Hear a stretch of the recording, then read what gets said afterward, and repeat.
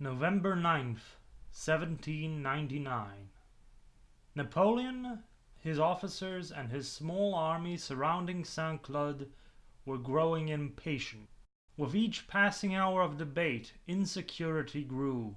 The longer this takes, the more there is a chance that someone could give the game away.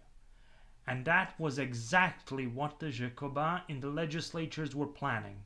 If they could rally the legislators against the coup, there is a chance that they could turn this around. And that idea led to scenes of political absurdity inside the chambers. The Jacobin members of the councils, men who wanted to tear up the Thermidorian constitution and use it for toilet paper, were now its most ardent defenders, while its creators on the other side were arguing to have it replaced for something better suited to defend the Republic against radicalism. At one point during the day, Napoleon's patience ran out. He thought that he could use the same oratory skill that he used with his troops and people in Italy and Egypt to lead the situation to its conclusion. First, Napoleon entered the chamber of the Council of the Ancients, armed and uninvited. Now, it's one thing to talk to your own soldiers and to crowds of people that want to listen to you, that have to listen to you.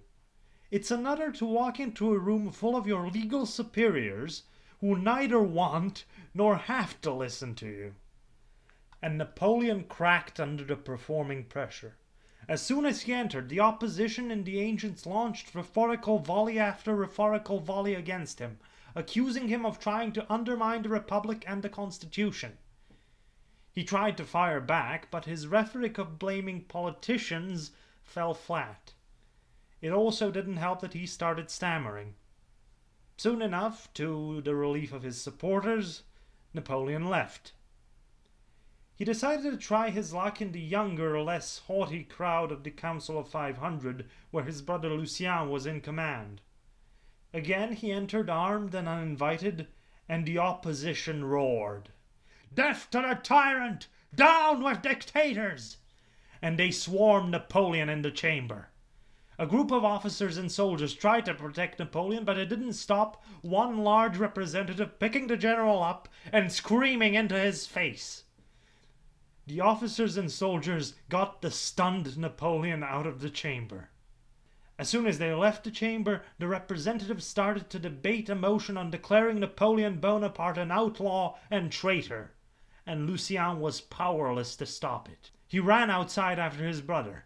As Napoleon recovered outside, a rumor started spreading around about a knife in the chamber. The coup was on the verge of collapse, but nobody acted. The chamber was still in hot debate, and the generals and politicians who might turn on the coup were keeping still. Then Lucien Bonaparte decided to put a stop to the debate in the 500 by force. He picked up Napoleon, put him in front of the troops, and started making a speech.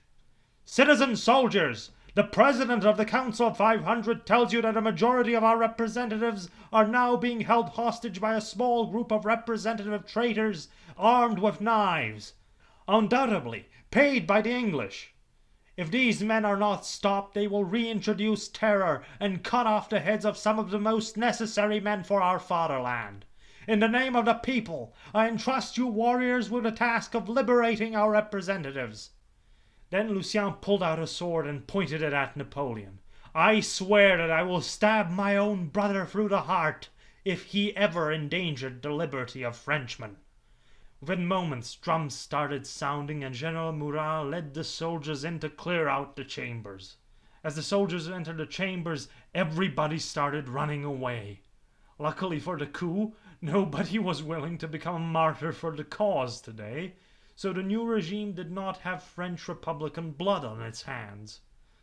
After the chambers were cleared, the soldiers went back to camp singing. After all, they just saved the Republic. Right? And the coup's supporters, after dinner, resumed debate, with significantly less interference from any sort of opposition. By the end of the day, the Directory was no more. The next day, a new provisional government was formed, and on the 11th of November, 20th of Brumaire, Napoleon Bonaparte, Emmanuel Sieyès, and Roger Ducos were sworn in as provisionary consuls of the Republic, and a new constitution started to be written.